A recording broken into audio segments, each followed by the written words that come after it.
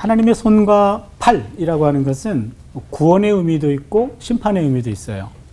하나님의 손과 팔이란 표현이 많이 나오긴 하는데 하나님은 영적 존재이기 때문에 사실은 이런 물질적 형상을 지니고 있지는 않죠. 그렇죠?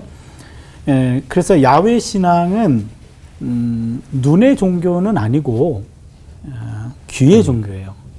눈으로 보고 믿는 종교가 아니고 귀로 듣는 종교고 보고 믿는 것이 아니라 듣고 믿는 거죠. 부활하신 예수님이 눈 신앙을 고집하고 있는 도마에게 안타까운 심정으로 너는 나를 본고로 믿느냐 보지 않고 믿는 자가 복되거든 이런 얘기도 하셨습니다. 하나님은 눈에 보이지 않습니다. 그러면은 의인화된 표현이겠죠. 근데 손이라는 것 아까 말씀드렸듯이 두 가지인데 첫 번째는 구원의 역사예요. 구원을 상징합니다. 신명기 5장 15절을 보면 너는 기억하라. 내가 애굽 땅에서 종이 되었더니 내 하나님 야훼가 강한 손과 편팔로 거기서 너를 인도하여 냈다. 이때는 구원의 손이죠. 그런데 또 하나는 심판의 손이 아까 욥 얘기하셨죠. 매섭다 그러셨는데 에스겔 20장 33절을 보니까 내가 능하신 손과 편팔로 분노를 쏟아 너희를 반드시 다스릴지라. 이 너희가 이스라엘이에요. 그러니까 하나님이 손으로 너희 손 볼 거야. 이렇게 얘기하는 거죠. 심판의 의미가 있죠. 그러니까 하나님의 강한 손과 강한 팔은 동일한 대상이 억압받을 때는 구원의 행위로 그리고 자만하거나 죄에 빠졌을 때는 심판의 행위로 임하죠. 똑같은 손인데 대상의 현 상태에 따라서 그것이 구원을 의미할 수도 있고 심판을 의미할 수도 있습니다. 또한 성경을 꼼꼼히 읽어보니까 주의 손과 손들, 한 손과 두 손, 이게 구분이 되더라고요. 결론적으로 이야기하면 한 손은 구원의 손이고 두 손은 창조의 손이에요. 아마 여러분들 오늘 처음 들으셨을 텐데 저도 최근에 공부해서 배웠어요. 상당히 신기했어요. 시편을 읽어보니까 칼같이 구분하고 있어요. 손하고 손들을. 그래서 시편 138편 7절을 보면 주의 손을 펴사 내 원수들의 분노를 막으시며 주의 오른손이 나를 구원하시리이다. 손 단수예요. 단수일 경우에는 원수들로부터 나를 막아주시는 구원의 손입니다. 그래서 주의 손은 단수 손은 출애굽의 손입니다. 구원의 손이에요. 복수의 손들은 창조의 손입니다. 시편 8편 6절을 보시면 주의 손으로 만드신 것을 다스리게 하시고 만물을 그의 발 아래 두셨으니 우리말 성경은 단복수 구분을 안 했어요. 여기 히브리 원어로 보면 손들이에요.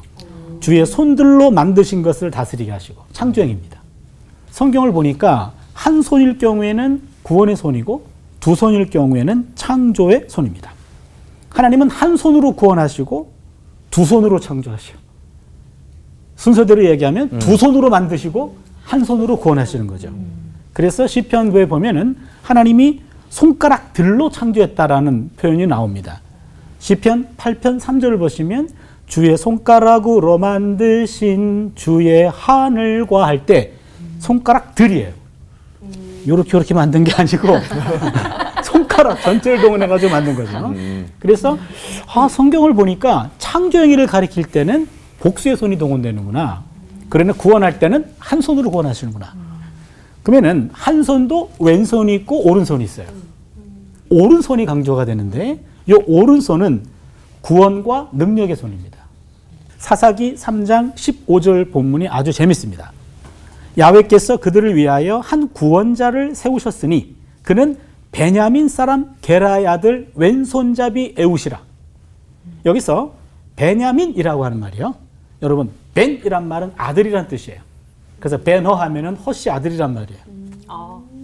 벤허. 예.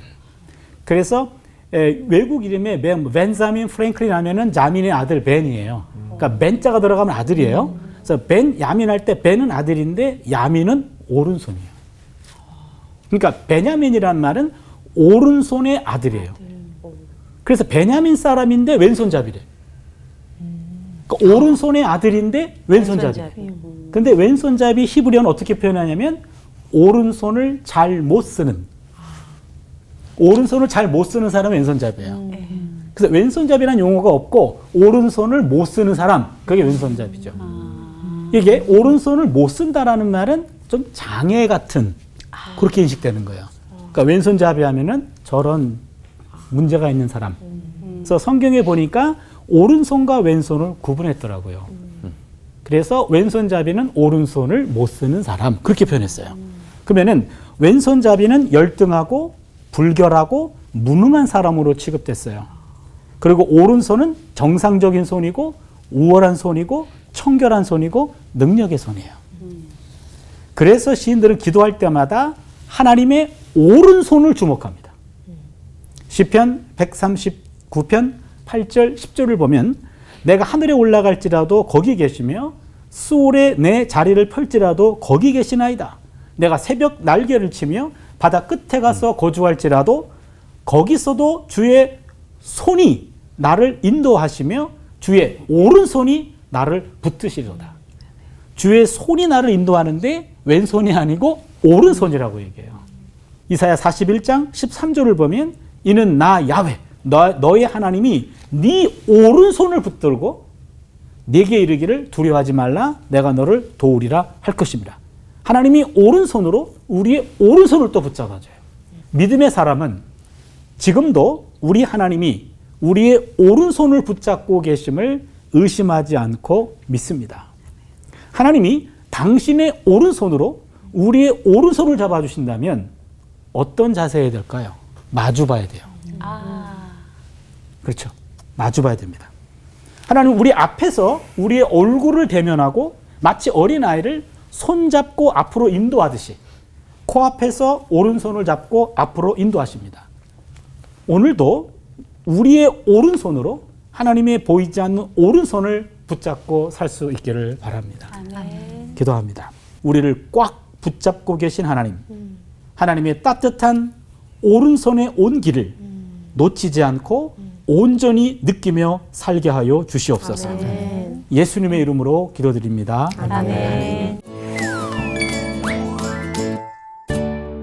하나님의 무쇠팔, 강한 손이 하신 일이 성경에 그렇게 많다고 하는데요, 우리 차준희 목사님. 그래서 우리 그 성경에서 어떤 일도 하셨는지 마구마구 그 이야기를 들려주시면 감사하겠고요. 그리고 특별히 하나님의 오른손이 역사하시는 때는 언제인지도 궁금합니다.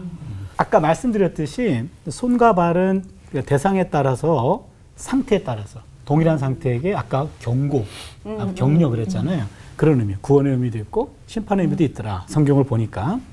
그리고 한 손일 경우에는 구원하고 두 손일 경우에는 창조하셨다. 하나님이. 성경에 잘 구분해가지고 나오고 있더라고요. 우리말 성경은 다 손으로 번역해가지고 혼합되어 있는데 성경을 보시고 이제 뭐가 창조행이랑 연결된 손이 나왔다.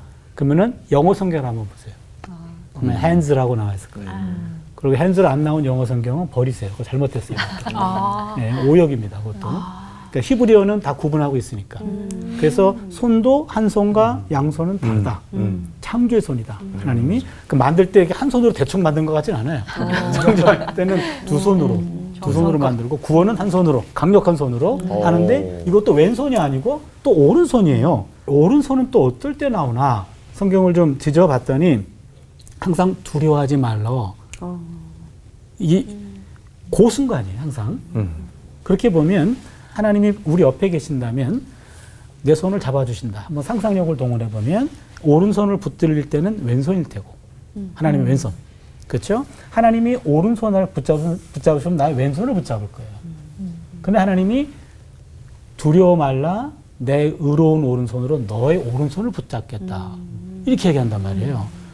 그러면 아무리 생각해도 위치가 앞이어야 되잖아요. 그리고 앞에서 잡아당겨야 돼요. 어떤 상황일까? 어두운 상황이잖아요. 앞에 캄캄해가지고 한 발도 갈 수 없는 상황인데 그때 옆에서 야 가봐 그러면은 어떻게 가요? 나 혼자 무서워서. 그러니까 앞을 바꿔가지고 하나님이 강력한 오른손으로 내 오른손을 붙잡으셔서 끈단 말이에요. 그래서 오른손을 얘기할 때를 성경을 보니까 우리 인생이 캄캄할 때예요. 내 힘만 가지고는 한 발자국도 갈 수 없는 때. 그때 하나님은 의로운 오른손으로 우리 오른손을 잡고 당기더라. 그래서 어두운 상황에서 하나님의 오른손을 보는 것. 이게 엄청난 믿음이다. 그리고 힘이다. 그런 생각이 드네요. 위로가 되네요.